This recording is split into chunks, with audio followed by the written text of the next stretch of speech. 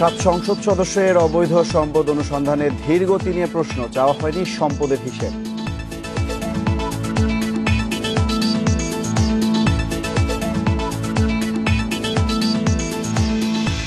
স্থানীয় সরকার পরিষদের 80টি প্রতিষ্ঠানে ভোট 9টায়, নিরাপত্তা জোরদার, কেন্দ্রে নির্বাচন সামগ্রী।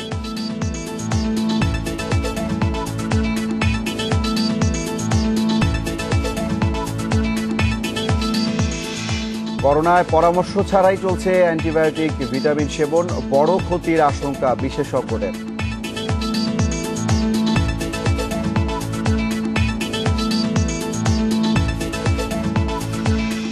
রাজধানীতে ইচ্ছে মতো পণ্যের দাম নিচ্ছে পাইকার আড়তদাররা, নিয়ন্ত্রণে নেই কোনো তৎপরতা।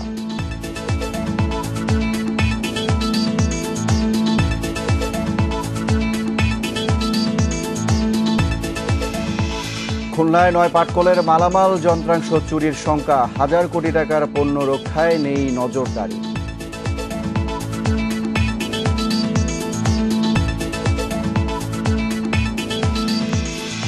স্বাগত ইন্ডিপেন্ডেন্ট সংবাদে, শিরোনাম শুনছিলেন, এবার পুরো খবর। ধীর গতিতে চলছে 7 সংসদ সদস্যের অবৈধ সম্পদের অনুসন্ধান।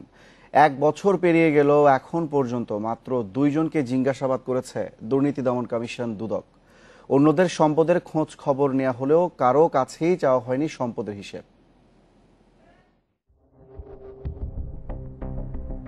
ক্যাসিনো বিরোধী অভিযানে 2019 সালে নাম আসে 5 সংসদ সদস্যের। একই বছর 18 সেপ্টেম্বর এদের অবৈধ সম্পদের অনুসন্ধান শুরু করে দুদক,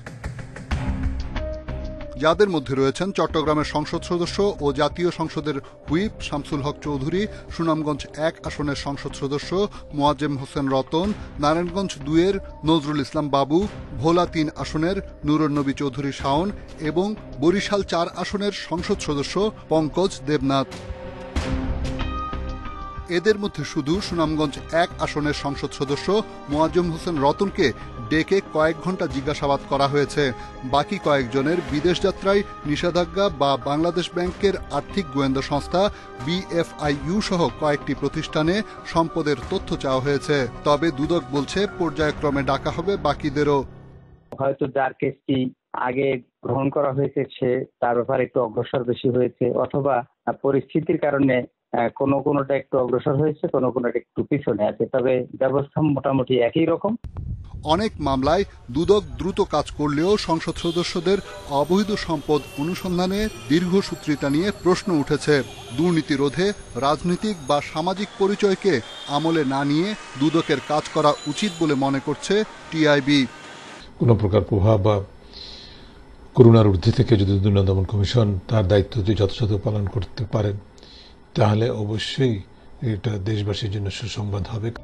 এবছর ফেব্রুয়ারিতে লক্ষ্মীপুর 3 আসনের স্বতন্ত্র সংসদ সদস্য শহীদুল ইসলাম পাপুলের অবৈধ সম্পদ খোঁজা শুরু করে দুদক। একই অভিযোগে পাপুলের স্ত্রী সংরক্ষিত নারী আসনের সংসদ সদস্য সেলিনা ইসলামকে জিজ্ঞাসাবাদ করেছে দুদক। Rishad Huda, independent news, Dhaka. City corporation, পৌরসভা, উপজেলা ও ইউনিয়ন পরিষদ সহ স্থানীয় সরকারের বিভিন্ন প্রতিষ্ঠানে 80টি পদে ভোট আজ। করোনা পরিস্থিতির মধ্যেও সুষ্ঠুভাবে ভোট গ্রহণে সব ধরনের প্রস্তুতি নেওয়া হয়েছে বলে জানিয়েছে নির্বাচন কমিশন। এর মধ্যে কেন্দ্রগুলোতে পাঠানো হয়েছে নির্বাচনী সরঞ্জাম। সকাল 9টা থেকে বিকেল 5টা পর্যন্ত চলবে ভোট গ্রহণ। এর মধ্যে 2টি পৌরসভায় ভোট হবে ইভিএমে, বাকিগুলোতে ব্যালট পেপারে ভোট নেওয়া হবে। ঢাকা দক্ষিণ সিটির 44 নম্বর ওয়ার্ড ও কুষ্টিয়া জেলা পরিষদের 13 নম্বর ওয়ার্ডের সদস্য পদে উপনির্বাচন হচ্ছে। সুনামগঞ্জ, ঝিনাইদহ, মাদারীপুর, হবিগঞ্জ ও যশোর পৌরসভায় কেবল মেয়র পদে উপনির্বাচন হবে। ফরিদপুরের চরভদ্রাসন এবং রাজবাড়ীর গোয়ালন্দ উপজেলা পরিষদের চেয়ারম্যান পদে উপনির্বাচন হবে। চাঁদপুর ও জয়পুরহাটের কালাই পৌরসভায় হবে সাধারণ নির্বাচন। চুয়াডাঙ্গার দামুরহুদা ও উপজেলার নতিপোতা ও নাটুদাহ ইউনিয়ন পরিষদও হবে সাধারণ নির্বাচন। এছাড়া 8টি ইউনিয়নের চেয়ারম্যান পদে, 63টি ইউনিয়নের সদস্য পদে উপনির্বাচন হচ্ছে।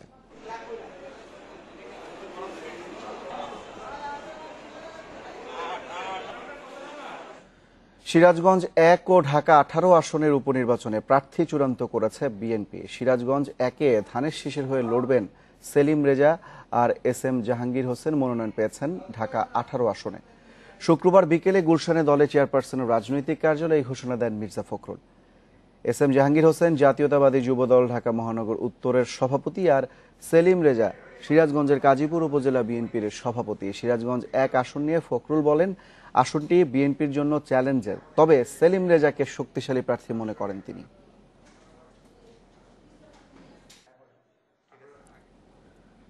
করোনা ঠেকাতে চিকিৎসকের পরামর্শ ছাড়াই নানা ধরনের ওষুধ সেবন করছেন অনেকে। ওষুধ বিক্রেতারাও বলছেন, করোনা পরিস্থিতিতে অন্যান্য সময়ের চেয়ে অ্যান্টিবায়োটিক ও ভিটামিন ট্যাবলেটের বিক্রি বেড়েছে। তবে চিকিৎসকেরা বলছেন, অপ্রয়োজনীয় ওষুধের ব্যবহার নানা ধরনের ক্ষতি ডেকে আনতে পারে।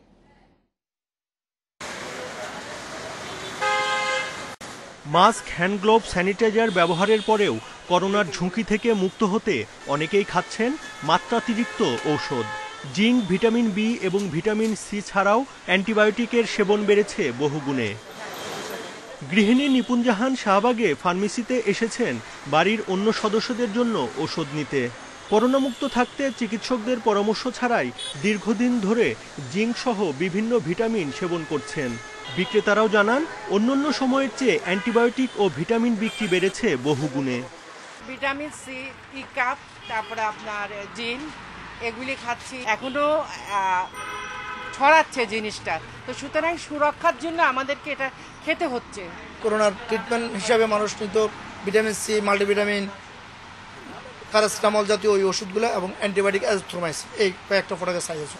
যে ভিটামিনের প্রয়োজন নেই তাও ব্যবহার হচ্ছে নিয়মিত।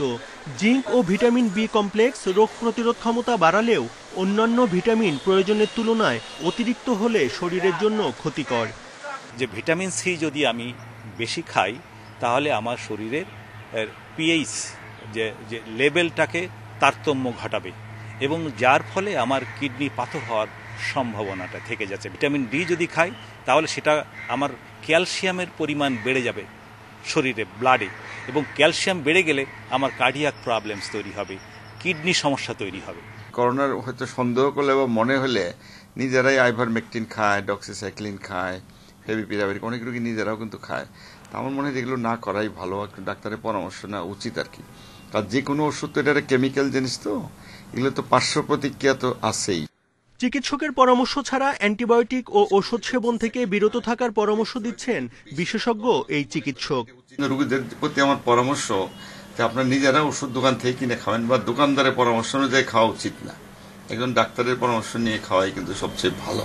করোনা থেকে মুক্তি পেতে স্বাস্থ্যবিধি মেনে চলার পরামর্শও দেন তিনি। Buddhadeb Kundu, independent news, Dhaka. Saudi সরকার 31 অক্টোবর পর্যন্ত ভিসার মেয়াদ বাড়ালেও ওয়েবসাইটে এখনো কোনো স্পষ্ট তথ্য আসেনি বলে অভিযোগ করেছেন সৌদি প্রবাসীরা। তবে এজেন্সিগুলো বলছে, ভিসার মেয়াদ শেষ হওয়া প্রবাসীরা কফিলের সঙ্গে যোগাযোগ না করেও এজেন্সি থেকে বাড়াতে পারবেন ভিসার মেয়াদ। শতভাগ প্রবাসীর সৌদি যাত্রা নিশ্চিত করতে কূটনৈতিক তৎপরতা বাড়ানোর আহ্বান জানিয়েছে জনশক্তি রপ্তানিকারকদের প্রতিষ্ঠান পায়রা।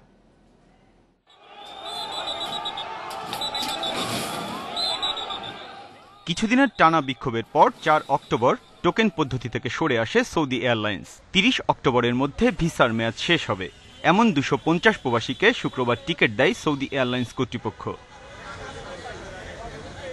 দুই দেশের কূটনৈতিক তৎপরতায় কয়েক দফা ভিসা ও ইকামার মেয়াদ বাড়লেও জটিলতা কাটেনি বলে অভিযোগ সৌদি প্রবাসীদের। যে ট্রাভেলসের মাধ্যমে বলছে 30টা ট্রাভেলসে, ওই ট্রাভেলসে গেছি, ট্রাভেলসের সাথে যোগাযোগ করছি, ট্রাভেলসওয়ালা বলছে যে এটা আমাদের কাজ না। গভর্নমেন্ট বলতে শর্টরিং হয়েছে, কিন্তু আপনারা যদি কারো সিস্টেমটা জানা থাকে বা কম্পিউটার দোকানে গেলে ইকামা দিলে বা ভিসার আপনার পাসপোর্ট দিলে তখন দেখতে পারবেন যে ইনঅ্যাক্টিভ দেখাচ্ছে। বাস্তব পর্যায়ে চেক করতেছি, অনলাইনে, দেশেও চেক করা যায়, বাহিরেও চেক করা যায়, এটার সত্যতা এখনো পাই নাই। তবে সৌদি সরকারের অনুমোদিত এজেন্সিগুলো বলছে, যাদের ভিসা ও ইকামার মেয়াদ শেষ হয়ে গেছে এজেন্সি থেকেই তাদের মেয়াদ বাড়ানোর ব্যবস্থা নেওয়া হয়েছে। যাদের ইকামার মেয়াদ এক্সপায়ার হয়ে গিয়েছে এবং ভিসার মেয়াদ এক্সপায়ার হয়ে গেছে এবং ইকামার মেয়াদ এক্সপায়ার হয়ে গিয়েছে, এদের জন্য বিশেষ সৌদি এম্বাসি দূতাবাস থেকে বিশেষ সুবিধা দিয়েছেন। তাদের কফিলের কোনো কাগজপত্র না থাকলেও ওনাদেরকে ভিসা এবং ইকামার মেয়াদ সৌদি এম্বাসি কর্তৃক বাড়িয়ে দেওয়া সম্ভব হবে 31 অক্টোবর পর্যন্ত, এই সুযোগটা রাখছেন। জনশক্তি রপ্তানিকারকদের প্রতিষ্ঠান বাইরা বলছে, সৌদি সরকারের নতুন করে বেঁধে দেয়া 5 শর্ত প্রবাসীদের কর্মস্থলে ফেরাতে জটিলতা তৈরি করবে। যাদের বিষয় হয়েছে সৌদি কর্তৃপক্ষ সেটা জানে কাজেই নতুন করে তাদের আর পুলিশ ভেরিফিকেশন প্রয়োজন আছে বলে আমরা মনে করি না। এটা সৌদি কর্তৃপক্ষ এটা যদি এভাবে ডিলে হয় তাহলে কর্মীগুলি যাওয়া অনিশ্চিত হয়ে পড়তে পারে। যাদের ভিসা ও ইকামার মেয়াদ শেষ হওয়ার পথে এখন পর্যন্ত তাদের অগ্রাধিকার ভিত্তিতে টিকিট দিচ্ছে এয়ারলাইন্সগুলো। Biprojit Chanda, independent news, Dhaka. ধর্ষণে জড়িতদের প্রশ্রয় দেয়ায় পাল্টি অভিযোগ করছে আওয়ামী লীগ ও বিএনপি। মির্জা ফখরুল ইসলাম আলমগীর বলছেন, সরকারের কোনো জনসম্পৃক্ততা নেই, ক্ষমতায় থাকাই তাদের একমাত্র লক্ষ্য। এর জবাবে ওবায়দুল কাদের বলছেন, বিএনপি মাঠে নামার আগে গ্রেপ্তার হচ্ছে অপরাধী, কারো দয়ায় নয়, আওয়ামী লীগ ক্ষমতায় আছে জনগণের ইচ্ছায়। নারীর প্রতি সহিংসতা ও ধর্ষণের প্রতিবাদে দেশ জুড়ে চলছে প্রতিবাদ সমাবেশ, স্লোগান, মিছিল ও প্রতিবাদী গান কবিতায় চাওয়া হচ্ছে বিচার। জাতীয় প্রেস ক্লাবের সামনে মানববন্ধনে এসে বিএনপি মহাসচিবের দাবি, জনগণের সঙ্গে সম্পর্ক নেই সরকারের, ক্ষমতায় টিকে থাকাই তাদের একমাত্র লক্ষ্য। পাশাপাশি ধর্ষণ নির্যাতনে অভিযুক্তরা সরকারের প্রশ্রয় পাচ্ছে বলেও অভিযোগ তার। সমাজে কোনো নৈতিকতা নেই, যে সমাজে কোনো আইনের শাসন নেই, যে সমাজে কোনো বিচার নেই, সেই সমাজে পরিণত হয়েছে। এবং আজকে বর্তমান আওয়ামী লীগ সরকার এর জন্য সম্পূর্ণভাবে দায়ী। তারাই আজকে এই সমাজকে এরকম ভয়ঙ্কর একটি নৈরাজ্যময় পরিস্থিতির সৃষ্টি করেছে। তবে এ অভিযোগ নাকচ করে আওয়ামী লীগ সাধারণ সম্পাদক বলছেন, ধর্ষণের সর্বোচ্চ শাস্তি মৃত্যুদণ্ড করছে সরকার, আর অভিযুক্তরা গ্রেপ্তার হচ্ছে বিএনপি মাঠে নামার আগেই। সরকার অপরাধীদের আশ্রয় প্রশ্রয় তো নয়, বরং শাস্তির বিধান আরো কঠোর করতে আইন সংশোধনের উদ্যোগ নিয়েছে।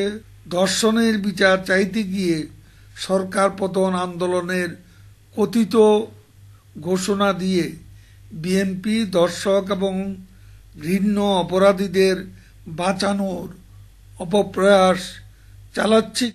বিএনপি জনসচেতনতা তৈরি না করে সরকার পরিবর্তনের কথা বলে ধর্ষণে জড়িতদের পৃষ্ঠপোষকতা দিচ্ছে বলেও অভিযোগ করেন ওবায়দুল কাদের। ঘৃণ্য অপরাধীদের। রেজওয়ানুল হক, ইন্ডিপেন্ডেন্ট নিউজ, ঢাকা। ধর্ষণ ও নারী নির্যাতনের সর্বোচ্চ শাস্তি মৃত্যুদণ্ড সহ ৯ দফা দাবি জানিয়েছে প্রগতিশীল ছাত্র জোট। দাবি আদায় না হলে ১৬ অক্টোবর নোয়াখালীর বেগমগঞ্জে অভিমুখে রোড মার্চ। বিকেলে রাজধানীর শাহবাগে ধর্ষণ বিরোধী মহাসমাবেশ থেকে এসব দাবি জানায় বাম ছাত্র সংগঠনগুলোর জোট। সমাবেশে যোগ দিয়ে একাত্মতা জানান সমাজের বিশিষ্টজনেরাও। শাহবাগে ধর্ষণ বিরোধী মহাসমাবেশ। জাতীয় জাদুঘরের সামনে ধর্ষণ ও নির্যাতন বিরোধী বাংলাদেশের ব্যানারে এই সমাবেশ কবিতা, গান, পথনাটক সহ নানা সাংস্কৃতিক আয়োজনে প্রতিবাদ মুখর এক ভিন্ন আয়োজন। ধর্ষণ বিরোধী স্লোগানে মুখরিত হয়ে ওঠে গোটা এলাকা।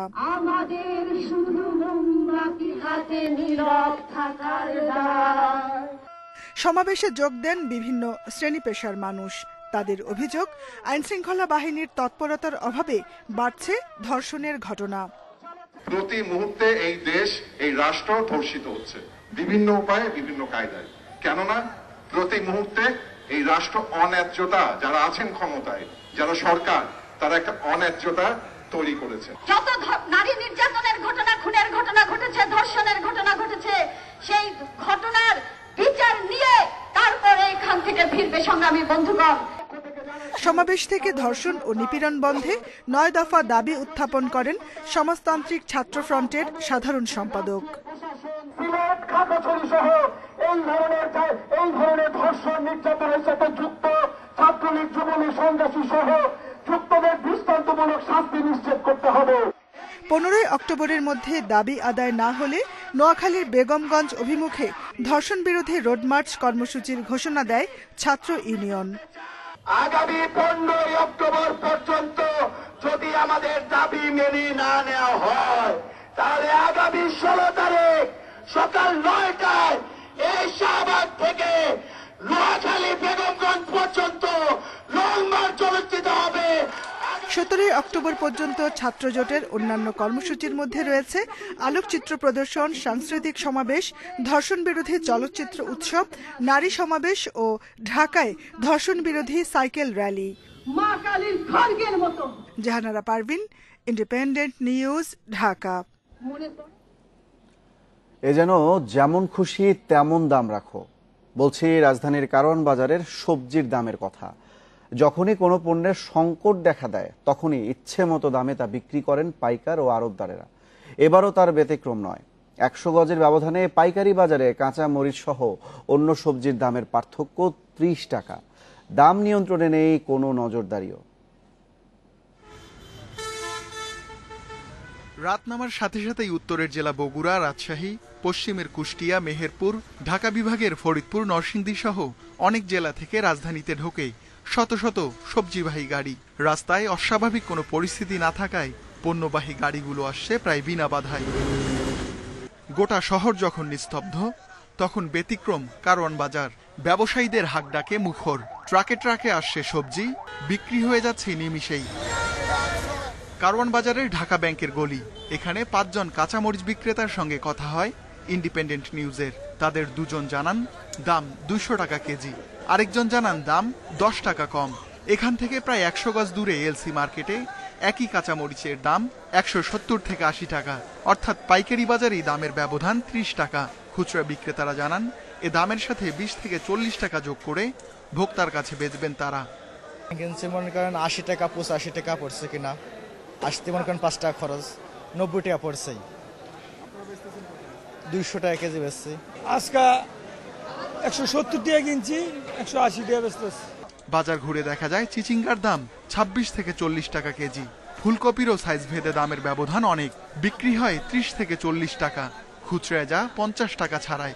জালি একটা আছে 30 টাকা, একটা 35 টাকা, একটা 40 টাকা।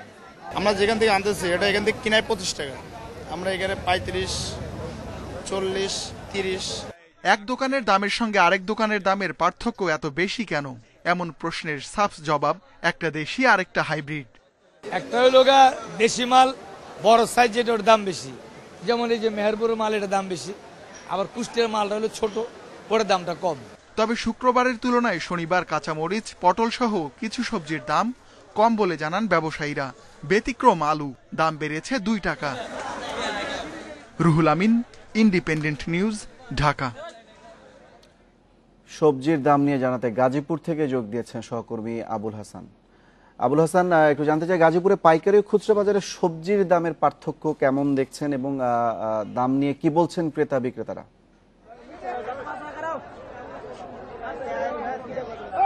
আমি এখন দাঁড়িয়ে আছি বগুড়া বাইপাস এলাকায় কাঁচা বাজার যে আড়ত, সেখানে। তো আমি ইতিমধ্যে ঘুরে দেখেছি যে সবজি বাজার কিন্তু অত্যন্ত চড়া দামে এখানে প্রায় সবগুলো সবজি বিক্রি হচ্ছে। আমি যদি বলি যে কাঁচামরিচ এখানে 150 টাকা কেজি, টমেটো 90, বেগুন 70 থেকে 80 টাকা এবং করলা 60 টাকা কেজি বিক্রি হচ্ছে। সিম বিক্রি হচ্ছে 50 থেকে 60 টাকা, আলু বিক্রি হচ্ছে 45 টাকা এবং অন্যান্য সবজি যেগুলো আছে গড়ে 50 টাকার উপরে কিন্তু রয়েছে সবগুলো সবজির দাম।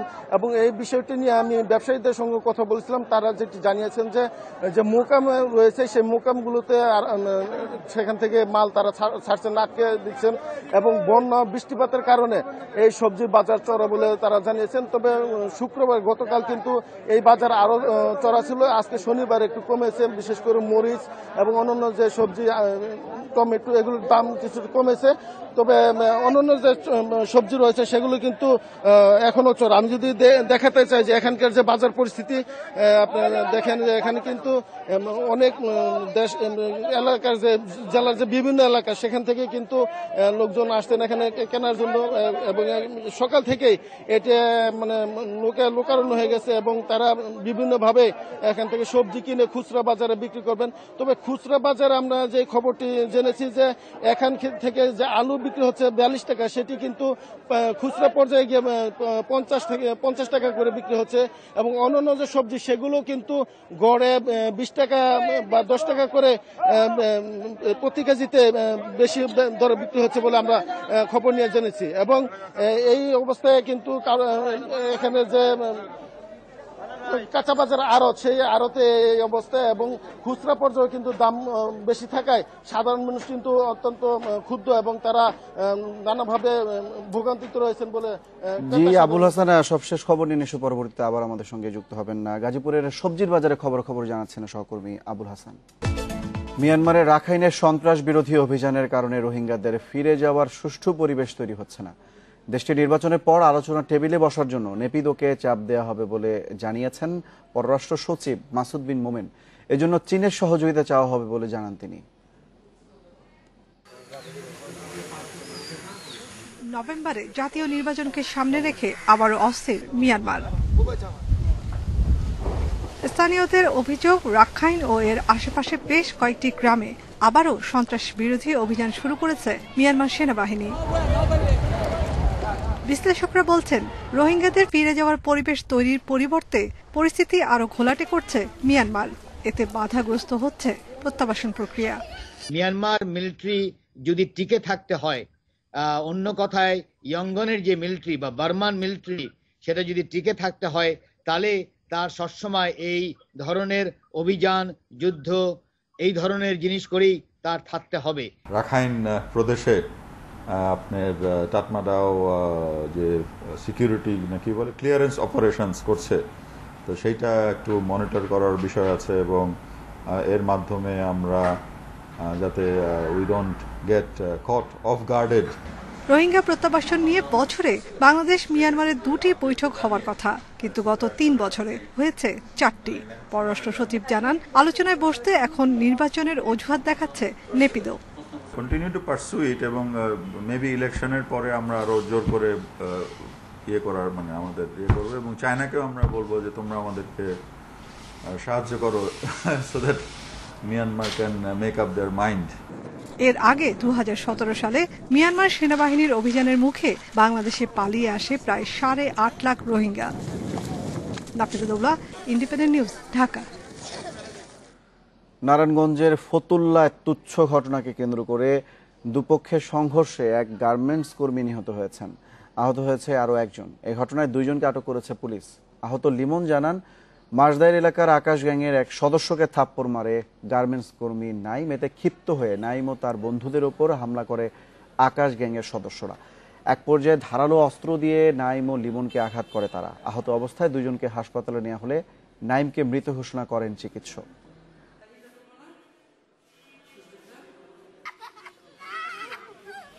খুলনায় বন্ধ হওয়া 9টি রাষ্ট্রায়ত্ত পাটকলের মালামাল ও যন্ত্রাংশ চুরির শঙ্কা করছেন শ্রমিকরা। এর মধ্যে 2টি কারখানা থেকে চুরি গেছে প্রায় 2 লাখ টাকার যন্ত্রাংশ। মিলগুলোর হাজার কোটি টাকা পণ্যের রক্ষায় নেই তেমন নজরদারি। নিরাপত্তা জোরদারের কথা জানিয়েছেন শ্রম ও কর্মসংস্থান প্রতিমন্ত্রী বেগম মুন্নুজান সুফিয়ান। পাটকল কর্পোরেশনের অধীনে থাকা সব মিল বন্ধ ঘোষণা করা হয় জুলাইয়ে। এর মধ্যে খুলনাতেই 9টি। এসব কারখানায় আছে 5083টি তাঁত, যার বাজার দর প্রায় 1000 কোটি টাকা। এর বাইরেও আছে কয়েক শত কোটি টাকার মালামাল। 23 আগস্ট ক্রিসেন্ট জুট মিলে 1,79,000 টাকা এবং 9 সেপ্টেম্বর যশোর জুট ইন্ডাস্ট্রির 93,000 টাকার মালামাল চুরি হয়। আমরা ঈদের সময় বাড়ি গেছি, তখন এসে দেখি মেশিন ঠিক নাই, আমাদের বাসা বাড়ি ঠিক নাই, ব্যাচেলার চুরি হয়ে গেছে। তাহলে এখন দীর্ঘদিন বন্ধ, এখন তো চুরির আশঙ্কা তো আমরা করবই। যখন জনগণ না থাকে, যেখানে নীরব জায়গা, সেটাকে কিন্তু চুরি করতে সুবিধা হয়। শ্রম ও কর্মসংস্থান প্রতিমন্ত্রী মুন্নুজান সুফিয়ানও স্বীকার করেছেন চুরির ঝুঁকির কথা, আশ্বাস দিয়েছেন শিগগিরই ব্যবস্থা নেয়ার। আমি শঙ্কিত এই কারণে যে ওই যে বেলায় যদি ক্ষেত খেয়েছে, তাহলে সে ক্ষেত কিন্তু রক্ষা করার ক্ষমতা কারো থাকে না। তো সুতরাং যারা প্রজেক্ট হেড আছেন, প্রত্যেকটা চটকলের আমি মনে করি যে তাদের দায়িত্ব প্রথম। এখানে ডিসি সাহেব আমাদের শৃঙ্খলা বাহিনীর দায়িত্ব পরে। খুলনার 9টি রাষ্ট্রায়ত্ত পাটকলের নিরাপত্তার দায়িত্বে আছেন 98 আনসার সহ 351 জন নিরাপত্তারক্ষী। Independent news desk. 6 বছরও প্রতিষ্ঠিত হয়নি রাঙ্গামাটি মেডিকেল কলেজ হাসপাতালে নিজস্ব ক্যাম্পাস। জমি অধিগ্রহণের কাজ শেষ হলো, কবে মূল কাজ শুরু হবে তাও জানেন না কেউ। এমন অবস্থায় হতাশ শিক্ষক, শিক্ষার্থী ও স্থানীয়রা। ব্যাহত হচ্ছে সেবা কার্যক্রম। রাঙামাটি মেডিকেল কলেজ প্রতিষ্ঠিত হয় 2014 সালে। সে সময় রাঙামাটি জেনারেল হাসপাতালের একটি ভবনকে অস্থায়ী ক্যাম্পাস বানিয়ে মেডিকেল কলেজের ক্লাস শুরু হয়। কিন্তু এতদিনেও এই মেডিকেল কলেজের নিজস্ব কোনো ভবন গড়ে ওঠেনি। কলেজের মূল ভবন তৈরি না হওয়ায় নানা সমস্যার মধ্যে ক্লাস করতে হচ্ছে শিক্ষার্থীদের। এছাড়া ইন্টার্ন করার কোনো সুযোগ সুবিধা না থাকায় যেতে হচ্ছে চট্টগ্রাম মেডিকেল কলেজে। মেডিকেল কলেজের জন্য যে ধরনের ইকুইপমেন্টের দরকার হয় সে ধরনের ইকুইপমেন্ট এখনো নাই। এখানে একটাই মাত্র ওটি, একই ওটিতে আপনার জেনারেল যে সার্জারিগুলো ওগুলো হচ্ছে, আবার গাইনির অপারেশনগুলো হচ্ছে। আমরা স্টুডেন্টরা সবাই কোণঠাসা হয়ে পড়েছি ক্লাসরুমের জন্য, ঠিকমতো ক্লাস করতে পারতেছি না। দেখা যাচ্ছে একটা ব্যাচের ক্লাস শুরু হয়ে গেলে অন্য ব্যাচকে ওয়েট করতে হচ্ছে ক্লাসের জন্য। কবে স্থাপনার কাজ শুরু হবে তাও নিশ্চিত নয়। মেডিকেল কলেজের ক্যাম্পাস নির্মাণে এত দেরি হয় ক্ষুব্ধ স্থানীয়রা। প্রতিকূলতার মধ্যে দিয়ে এই রাঙামাটি মেডিকেল কলেজ স্থাপিত হয়েছিল, কিন্তু অদ্যাবধি 6 বছরও এখনো মেডিকেল কলেজের আমরা কোনো দৃশ্যমান কাজ এখন আমরা দেখতে পাই নাই। অবকাঠামো উন্নয়ন এবং অবকাঠামো স্থাপনের ক্ষেত্রে কিন্তু অনেকটা পিছিয়ে আছে। মেডিকেল কলেজের তথ্য মতে এই অর্থ বছরে কলেজের জন্য কোনো বরাদ্দ নেই। ভবন নির্মাণের সম্ভাব্যতা যাচাইয়ের কাজ শেষ হয়েছে, বাকি নকশার কাজ। সেপ্টেম্বর 1 তারিখে আমাদের নতুন ক্যাম্পাসের জন্য নির্ধারিত যে জায়গা, ওই জায়গা পরিদর্শন করে গেছেন এবং আগামী মাস নাগাদ ওনারা একটা প্রতিবেদন মন্ত্রণালয়ে পাঠাবেন। তারপরে আমাদের প্রকল্পটা ডিবিবিতে যাবে। বর্তমানে কলেজে 6টি ব্যাচের শিক্ষার্থী রয়েছে, এরই মধ্যে একটি ব্যাচের শিক্ষার্থী পাশ করেছে। Independent news desk. করোনার কারণে এবার দুর্গাপূজার আয়োজন সীমিত রাখা হচ্ছে বগুড়ায়। হচ্ছে না বিজয়া দশমীর র্যালি ও আরতি প্রতিযোগিতা, এমনকি অঞ্জলিও দিতে হবে কয়েক ভাগে। হিন্দু ধর্মাবলম্বীরা বলছেন পরিস্থিতি বিবেচনায় রেখে সিদ্ধান্ত মেনে চলবেন তারা। বেশ কয়েকদিন আগেই হয়ে গেছে মহালয়া। বগুড়ার মণ্ডপগুলোতে পুরোদমে চলছে দুর্গাপূজার প্রস্তুতি। শেষ সময়ে এসে ব্যস্ততা বেড়েছে প্রতিমা তৈরির কারিগরদের। তবে করোনা পরিস্থিতির কারণে এবার সীমিত থাকবে উৎসব। পূজা উদযাপন কমিটির সঙ্গে প্রশাসনের কয়েক দফা বৈঠকে এসেছে 26টি সিদ্ধান্ত। এতে স্বাস্থ্যবিধি কঠোরভাবে মেনে চলার নির্দেশনা দেয়া হয়েছে। বাড়তি আলোকসজ্জা থেকেও বিরত থাকছেন আয়োজকেরা। মন্দিরে যারা কাজ করবে প্রত্যেককে সার্বক্ষণিকভাবে মাস্ক পরে থাকতে হবে এবং দর্শনার্থী যারা আসবে তাদেরকে অবশ্যই স্বাস্থ্যবিধি মেনে পূজা পরিদর্শন করতে হবে। এইটা দেখভালের দায়িত্ব পূজা কমিটি এবং প্রশাসনের। পরিবর্তিত পরিস্থিতি মেনে নিচ্ছেন হিন্দু ধর্মাবলম্বীরা। তবে আয়োজন সীমিত হলেও মণ্ডপের সংখ্যা কমছে না বলে জানা গেছে। সীমিত পরিসরে চেষ্টা করবো যে আমার ধর্মীয় বিধিনিষেধ মেনেই আমরা নিয়মগুলো পালন করার। পূজা তো করোনার কারণে অনেক কম, তবে যেটুকু নিয়মে করতে হয় সেটুকুই আমরা করব। পূজা উপলক্ষে বরাবরের মতোই থাকবে পর্যাপ্ত নিরাপত্তা ব্যবস্থা। সবাইকে নিয়ম মেনে চলার অনুরোধ জানানো হয়েছে পুলিশের পক্ষ থেকে, যেন তারা স্বাস্থ্যবিধি মেনে উদযাপন করেন এবং যখন এন্ট্রির ক্ষেত্রে নো মাস্ক নো এন্ট্রি এটা প্রতিপালন করবেন এবং যখন বিসর্জন হবে তখন কোনো ধরনের র্যালি অথবা শোভাযাত্রা যেন না করেন। জানা গেছে পূজা উপলক্ষে মেলা বা মণ্ডপের আশেপাশে দোকানপাট বসার ক্ষেত্রেও দেয়া হবে নির্দেশনা। আমিরুল লতিফ, ইন্ডিপেন্ডেন্ট নিউজ, বগুড়া। মার্কিন প্রেসিডেন্ট নির্বাচনে প্রধান দুই প্রার্থী মার্কিন প্রেসিডেন্ট ডোনাল্ড ট্রাম্প ও জো বাইডেনের মধ্যে দ্বিতীয় বিতর্ক বাতিল করা হয়েছে।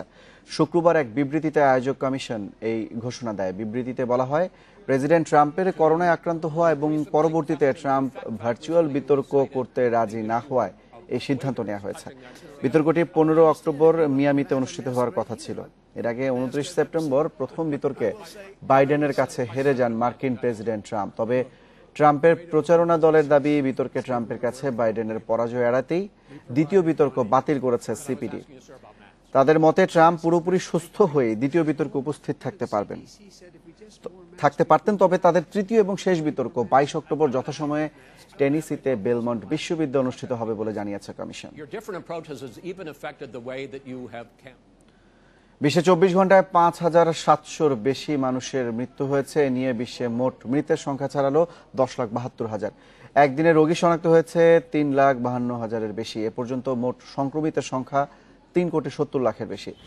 ভারতে একদিনে প্রাণ গেছে 929 জনের। দেশটির মোট মৃতের সংখ্যা 1,07,000-এর বেশি। নতুন 73,000 রোগী নিয়ে ভারতের মোট আক্রান্তের সংখ্যা 69 লাখ ছাড়িয়েছে। যুক্তরাষ্ট্রে 24 ঘন্টায় প্রাণহানি হয়েছে 900-র বেশি মানুষের। নতুন করে সংক্রমিত হয়েছে 60,000-এর বেশি মানুষ। ব্রাজিলে নতুন করে প্রাণ গেছে 658 জনের। এদিকে করোনার ভ্যাকসিন সুষম বন্টন নিশ্চিতে বিশ্ব স্বাস্থ্য সংস্থার কোভ্যাক্স জোটে যোগ দিয়েছে চীন। বিশ্বজুড়ে 2021 সালের মধ্যে করোনা ভ্যাকসিনের অন্তত 200 কোটি ডোজ সরবরাহের লক্ষ্য বিশ্ব স্বাস্থ্য সংস্থা। এ পর্যন্ত 171 দেশ এই উদ্যোগে যুক্ত হলেও আগ্রহ দেখায়নি যুক্তরাষ্ট্র ও রাশিয়া। ফ্রেঞ্চ ওপেনের ফাইনাল নিশ্চিত করেছেন নোভাক জোকোভিচ। সেমিতে 5 সেটের হাড্ডাহাড্ডি লড়াইয়ে সিসিপাসকে হারিয়েছেন শীর্ষ বাছাই। লড়াই চলেছে প্রায় 4 ঘন্টার মতো। শুরুটা ভালো করেছিলেন জোকো, সাবলীলভাবেই জিতে নেন প্রথম 2 সেট। তবে 6-3, 6-2 গেম এগিয়ে থাকা জোকোর জন্য তৃতীয় সেট কঠিন করে দেন সিসিপাস। 7-5, 6-4 গেমে পরের 2 সেট জিতে নেন এই পঞ্চম বাছাই, কিন্তু শেষ পর্যন্ত মাথা ঠান্ডা রেখে খেলে গেছেন শীর্ষ বাছাই জোকোভিচ। শেষ সেটে 6-1 জয়ে ফাইনালে টিকিট পান এই সার্বিয়া তারকা। ফাইনালে রাফায়েল নাদালের মুখোমুখি হবেন জোকো। এই নিয়ে নবমবারের মতো গ্র্যান্ড স্ল্যামের ফাইনালে মুখোমুখি হবে এই 2 চিরপ্রতিদ্বন্দ্বী। এদিকে নারী এককের ফাইনালে মুখোমুখি সোফিয়া কেনিন আর ইগা সিয়াতেক। আজ সন্ধ্যা 7টায় শুরু হবে গ্র্যান্ড স্ল্যামের লড়াই। দুজনই এবার মাঠে নামছেন নিজেদের প্রথম গ্র্যান্ড স্ল্যাম শিরোপা জয়ের লড়াইয়ে। পরিবর্তিত পরিস্থিতিতে ফ্রেঞ্চ ওপেন নারী এককে ছিল না তেমন বড় নাম। ভাবা হচ্ছিল শীর্ষ বাছাই সিমোনা হালে বুঝি সহজেই হাতে তুলবেন তৃতীয় গ্র্যান্ড স্ল্যাম, কিন্তু তৃতীয় রাউন্ডেই থেমেছেন। আর তাকে থামিয়ে নতুন শুরুর ইঙ্গিত যিনি দিয়েছিলেন সেই ইগা সিয়াতেক এখন ইতিহাস গড়ার অপেক্ষায়। মাত্র 19 বছর বয়সেই মেজর টুর্নামেন্টের ফাইনালে এই পোলিশ তারকা। এই শতাব্দীতে জন্ম নেওয়া খেলোয়াড়দের মধ্যে তিনি প্রথম এমন কীর্তি গড়েছেন। এখনো প্রফেশনাল সার্কিটে কোনো ট্রফি জেতা হয়নি। গ্র্যান্ড স্ল্যাম দিয়েই কি অ্যাকাউন্ট খুলতে যাচ্ছেন তিনি? ফ্রেঞ্চ ওপেনের ফাইনালে খেলাটা আমার কাছে স্বপ্ন সত্যি হওয়ার মতো। সেরা পারফরমেন্স দিয়েই এ পর্যন্ত এসেছি। জানি অনেক ভালো খেলার সামর্থ্য আছে আমার। চাপ নিয়ে খেলতে আমার কোনো সমস্যা হয় না। আশা করি ফাইনালেও ভালো কিছু উপহার দিতে পারবো। তবে ফাইনালে সিয়াতেকের চ্যালেঞ্জ চতুর্থ বাছাই সোফিয়া কেনিন, যিনি বছরের শুরুতে অস্ট্রেলিয়ান ওপেনের শিরোপা জিতেছিলেন। এবারের রোলাগারো যাত্রাটা খুব একটা কঠিন ছিল না কেনিনের জন্য। ফাইনালে উঠতে যাদেরকে হারাতে হয়েছে তাদের মধ্যে বড় নাম কেবল পেত্রা কেভিতোভা। সিয়াতেক কেনিন দ্বৈরথে নতুন রানী পাচ্ছে ফ্রেঞ্চ ওপেন। ক্লে কোর্টে কে হাসবে শেষ হাসি, তারই এখন অপেক্ষা। Farzana Yasmin, independent news. 3732 kilometre আকাশপথ পাড়ি দিয়ে মঙ্গোলিয়া থেকে বাংলাদেশের টাঙ্গুয়ার হাওরে এসেছে কুরা প্রজাতির ঈগল আরাঙ্গা। তার সর্বোচ্চ গতিবেগ ছিল ঘন্টায় প্রায় 122 কিলোমিটার। শীতে পরিযায়ী ঈগলের যাত্রাপথে রহস্য জানতে তার গায়ে বসানো যন্ত্র থেকে পাওয়া গেছে এসব তথ্য। গবেষকরা বলছেন, এতদিন এই পাখির পরিযায়ন তথ্য অনুমান নির্ভর থাকলেও এখন তা পরিষ্কার।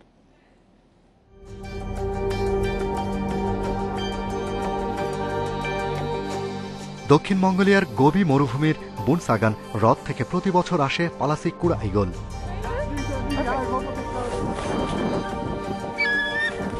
শীত নামার আগে খাবারের সন্ধানে এসব ঈগল পাড়ি জমায় বাংলাদেশের হাওর এলাকায়।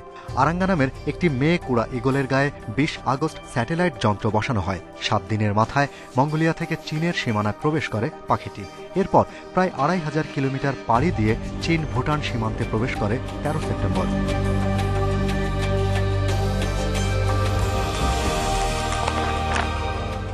চীনের সীমানায় ছিল 13 দিন। এ সময় পাখিটি প্রায় 8 থেকে 10টি মিঠা পানির লেকে বিশ্রাম নেয়। গুগল ম্যাপের হিসাব বলছে আরাঙ্গা 3732 কিলোমিটার পাড়ি দিয়ে 19 সেপ্টেম্বর টাঙ্গুয়ার হাওরে পৌঁছায়। সমুদ্রপৃষ্ঠ থেকে 6421 মিটার উপরে উড়েছে আরাঙ্গা। একটানা 10 ঘন্টায় 341 কিলোমিটার পথ পাড়ি দিয়েছে পাখিটি। পুরো হাওর অঞ্চলে একটা পাখির গবেষণা থেকে আমরা বুঝতে পারছি যে হাওর অঞ্চলের জলাশয়ের স্বাস্থ্য কিরকম আছে। এই ধরনের গবেষণা অন্যান্য পাখির ক্ষেত্রেও যদি বাড়ানো হয়, তাহলে আমরা এই পুরো জলাশয় জুড়ে বা আমাদের এই মিঠা পানির যেসব জলাশয় আছে সেসব জলাশয়ের স্বাস্থ্য কিরকম আছে সেটা আমরা খুব ভালোভাবে বুঝতে পারব। ছোট বড় পর্বতমালা অতিক্রম করে ঈগলটি এখন টাঙ্গুয়ার হাওরে। শীত মৌসুমে নিরাপদ সংসার শুরু করবে। ডিম থেকে বাচ্চা বড় হলে আবার ফিরে যাবে তিব্বত আর মঙ্গোলিয়ার কোনো হ্রদে। Shahriar Anirban, independent news, Dhaka. এছাড়া সংবাদে ইন্ডিপেন্ডেন্ট টেলিভিশন সব খবর আরো বিস্তারিত জানতে চোখ রাখুন ফেসবুক, ইউটিউবে, টুইটারে। সাথে থাকার জন্য ধন্যবাদ সবাইকে।